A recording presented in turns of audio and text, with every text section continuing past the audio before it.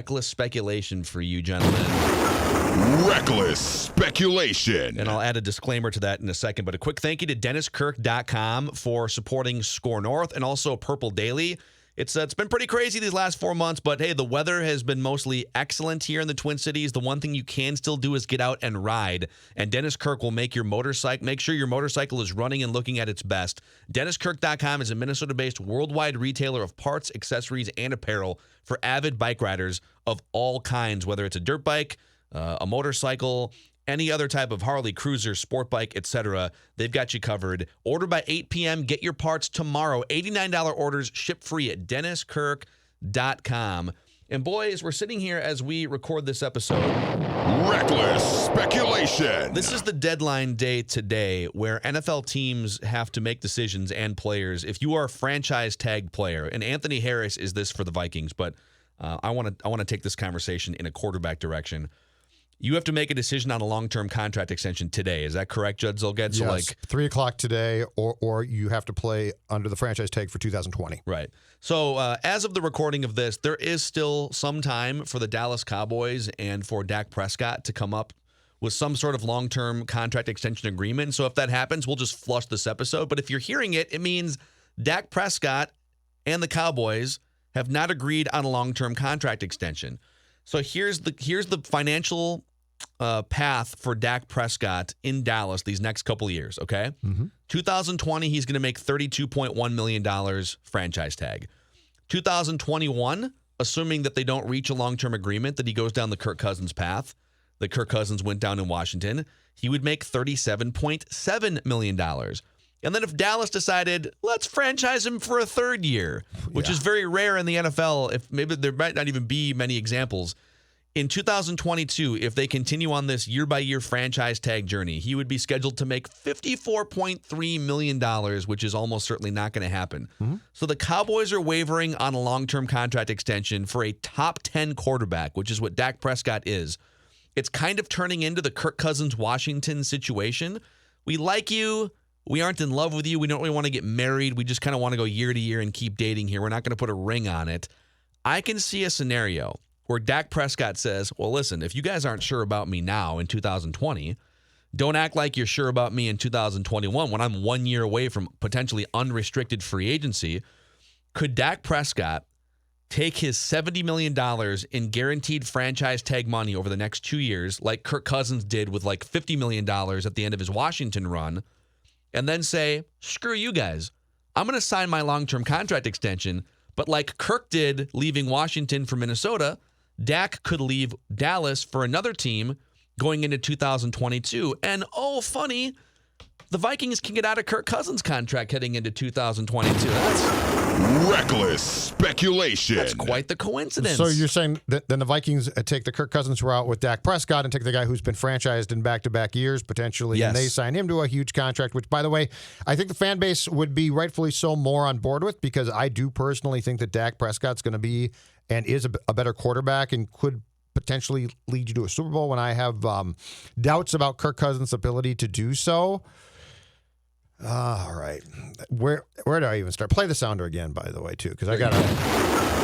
Reckless speculation. And just to give you a second, and just to be crystal clear here, what I'm saying is, my guess is Dak Prescott is chapped by the fact that he's kind of proven himself as a top 10 quarterback. I know that you could nitpick, like, well, if he's that good, why'd they go 8-8 last year? Well, I would blame Jason Garrett for some of that. Right. I'm saying if the Cowboys haven't committed to him now, he could take $70 million from them the next 2 years as they go year to year and date him, and then become available as an unrestricted free agent in 2022, which is the exact time the Vikings, they'd have to eat a little bit of salary cap money, but that's the exact time the Vikings could say goodbye to Kirk Cousins. And if it's between Dak Prescott and Kirk Cousins for top money going into 2022, I have to make this a no. You're not paying Kirk again. No. It's Dak Prescott for me. Yeah, that's actually very simple, I think.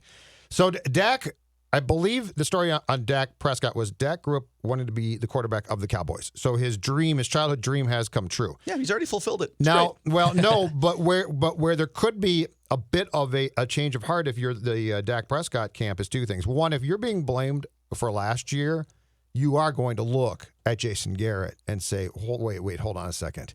He was my coach. Go back and watch those games.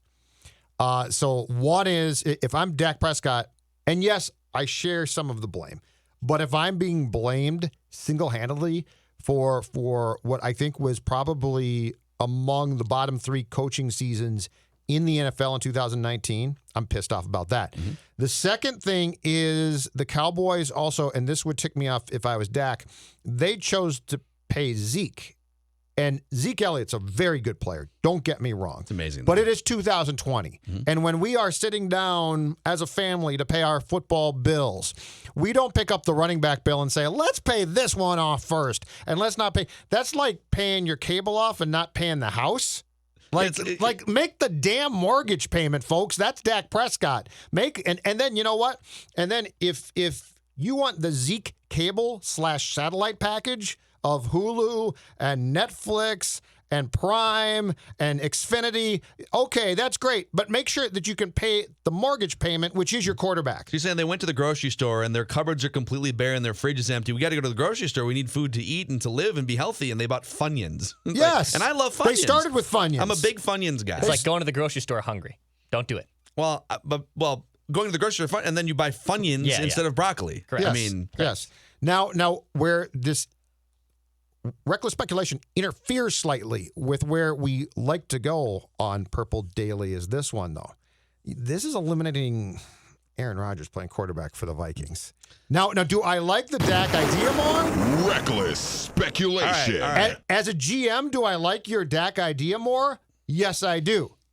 But as a believer in manifest destiny and things that are meant to happen in life, soulmates, I believe that Aaron Rodgers attempting to shove it up the Packers, with a season or two in purple, absolutely needs to happen. All right, let old PMAC here pull up Aaron Rodgers' contract. Let's make this official. Since you're bringing Aaron Rodgers' name I up, have to do this. The potential out for Aaron Rodgers. So if the Packers and the Packers have his replacement on the roster.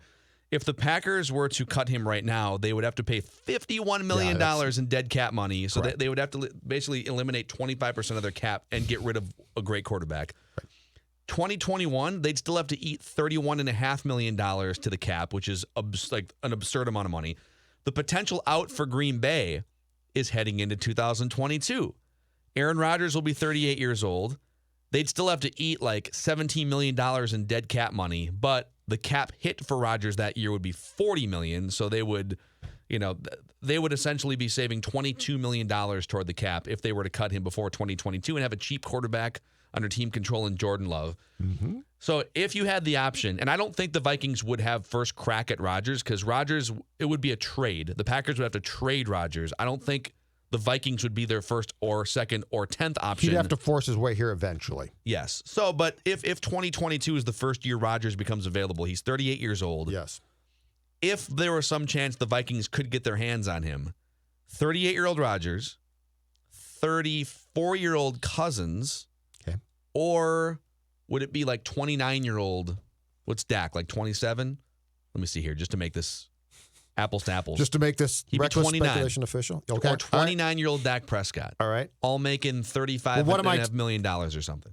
What do I think would be the juiciest? Rank them. Or what would I want as a GM? Like if I'm Spielman and I'm still here. Well, Rodgers is the juiciest. Like it'd be so much fun to watch.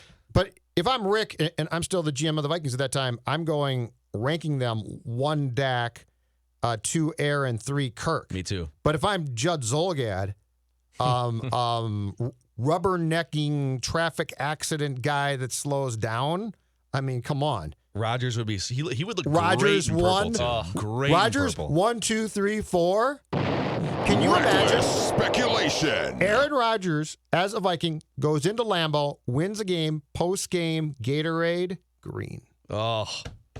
Dex, how are you ranking those 3? 2022, they're all expensive. They're all going to cost like $35 million. How are you ranking them?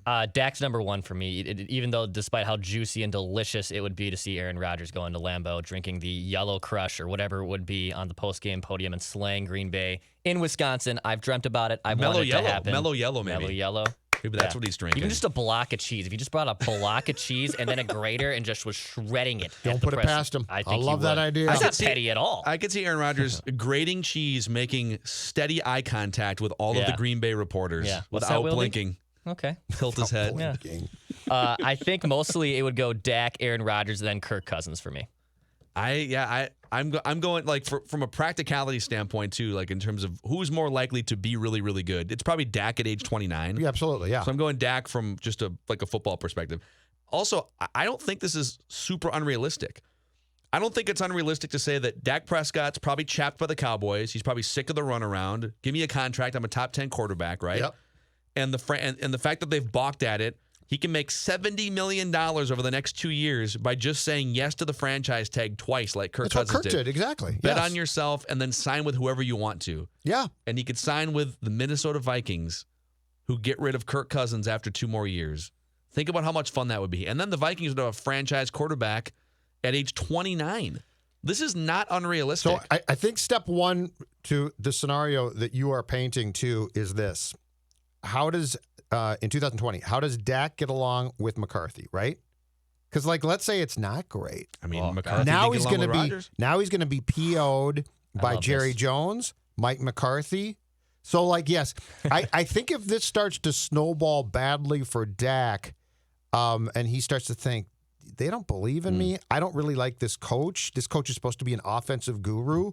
I think that could start to snowball this to at least get Dak out of town. And then subsequently, to your point, do the Vikings engage in the bidding for him? Well, Makes sense. the coach-quarterback relationship is going to be really important here. So my first thought was, well, how would Dak Prescott get along with Mike Zimmer in 2020 here in Minnesota? But then I pivoted toward, how would Dak Prescott get along with Josh McDaniels here in Minnesota in Reckless speculation. 2022? So you're just giving up on possibility of Zimmer even still being here in 2022. Then. 2022 is a lifetime from now. It's a long away. time. It's a That's long time away. Actually, you know what? What if you're wrong about that? Oh. What if it's not McDaniels? What it? Okay, you go.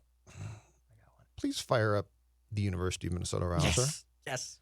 What Oh if he's my Yes. God. That's What what I if was it's gonna PJ say. Fleck? That's what I was gonna Oh say, my dude. God. What if it's Fleck? This segment is jumping shark.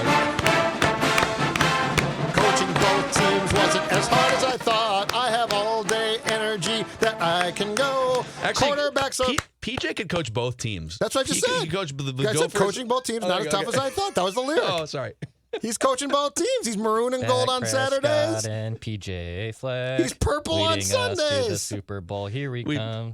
Listen, I brought a serious God. quarterback scenario to you guys, and you've Yes. turned it into absolute Reckless speculation. jumping of the shark. All right, Declan, what's your coaching scenario? It was going to be PJ Fleck. He's literally Oh, wow. that's exactly what it was going to be. It was going to be PJ. I'm not even joking. It was going to be PJ Fleck. Row the boat right to the Super Bowl. What's better? Wait. He could. The greatest thing is if Fleck coached both teams, you'd be rowing the boat on Saturday and Sunday because it's a Viking boat. Like, Wow. It's just row the boat. Actually, row the boat works better for the Vikings than the Gophers. Because he's got Totally the does. oar for the Gophers, though, and that's his saying. But then you're right, row the boat for the Vikings actually It works better. translates. Oh, okay, I do have one for you because I can see this happening because Jared Goff is such an imbecile that the Rams somehow, for whatever reason, bail on Sean McVay, and then it's Sean McVay and Dak Prescott in Minnesota. Wow. That's extremely reckless. I think they're Extremely probably more reckless. likely to move on from Goff and then try another quarterback before they would move on from McVay. True. I think it would take a massive train wreck for Sean McVay or Kyle Shanahan to lose. Where Shanahan and McVay are at right now is they definitely have the ability in the next 2 or 3 years to blame Jimmy Garoppolo and Jared Goff and then pivot to another quarterback before they were to get fired from those jobs. That Goff contract, though, after this coming season could make almost no sense. I don't know if I it don't know makes how sense good now. No, right. But I'm just saying there's a real chance that contract is going to look like just an awful idea. I think the Garoppolo contract could look okay.